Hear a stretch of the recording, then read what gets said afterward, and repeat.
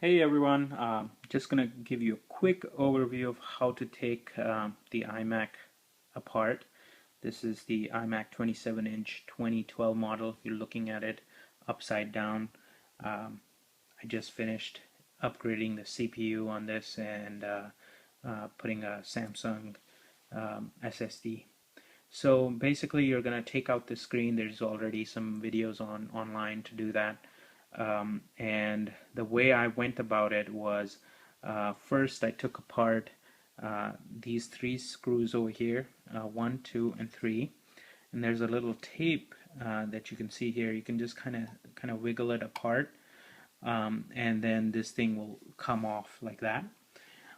Then I went over here at the power supply board, took out all the 4 screws over here, 1, 2, and 3, took out this little pin over here. I took this and this screw apart. This is the fan assembly on the right side. There's a little connector over here you need to take off, and I already mentioned this one. Then the fan assembly will come off and slide off.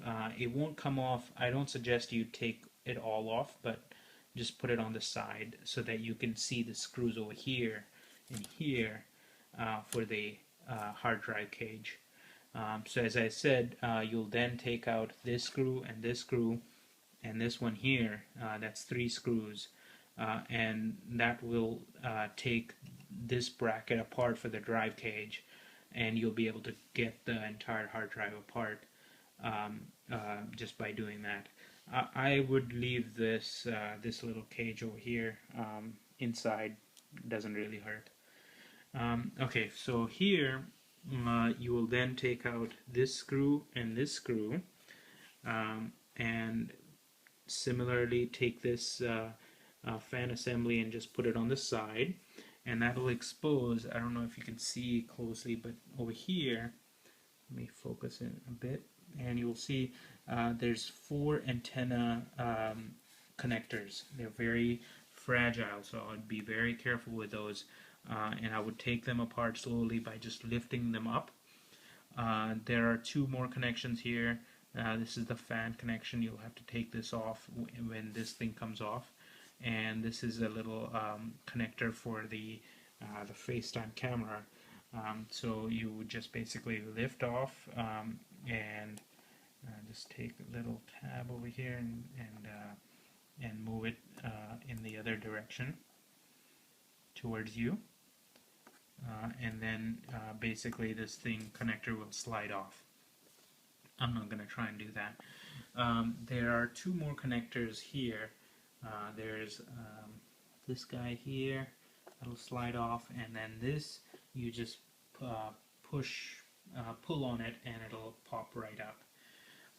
After you've done that, you can take off the logic board by removing screws over here, right here.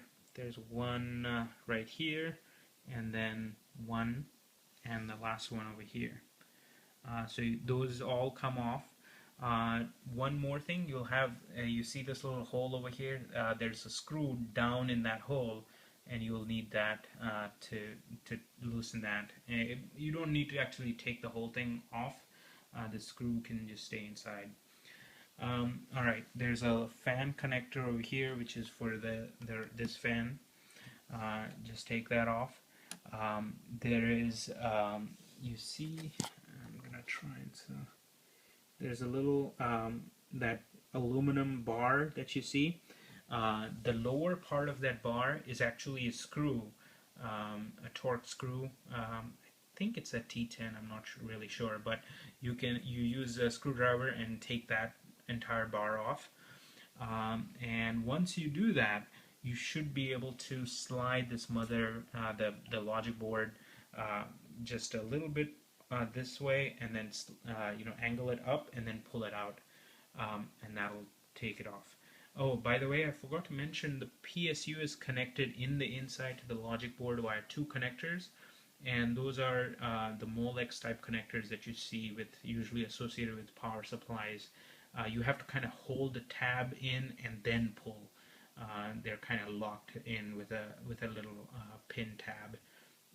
So once you do that, this whole motherboard should come apart. Oh, sorry, I forgot to mention there are two screws that are hidden over here. There's one you can see right here. It'll hopefully focus just above that wire that you see. There's a screw there, and then similarly on this side, which you can't see, but just below the fan connector, you will see the same screw on the other side. And that is related to the heatsink. So you need to free that up. And in fact, this little hole here is actually, that screw is holding the heatsink down to the casing.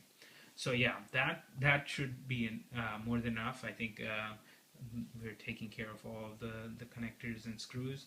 So you can take off the motherboard, as I mentioned, slide it off.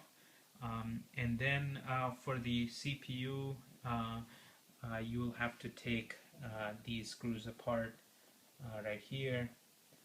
These are masqueraded via a black sticker. The sticker just comes off. So really that's it. There are a couple of connectors on the back side for the hard drive.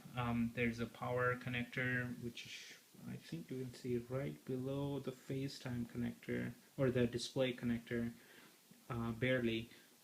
And there's a SATA connector, SATA, whatever, connector on the other side. So that's it.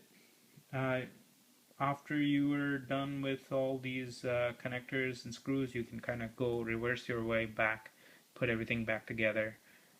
Things you have to make sure are, don't forget the screws, kind of do them in order. These little connectors that slide off, for example this one, I use two hands, and you try to use your nails, so 2 fingers, I'm sorry, so 2 hands, 2 fingers, and just try to use your nail to get into the tab and then slide it off. That worked for me. You know, don't forget smaller connectors and screws and things like that, and use a way where you can keep track of which screws go where, because they're different heights and the threads are different and things like that. So yeah, once you do everything, you put it all back together, and then all that remains is a little tape, and I'm about to do exactly that. So thank you. I hope this helps.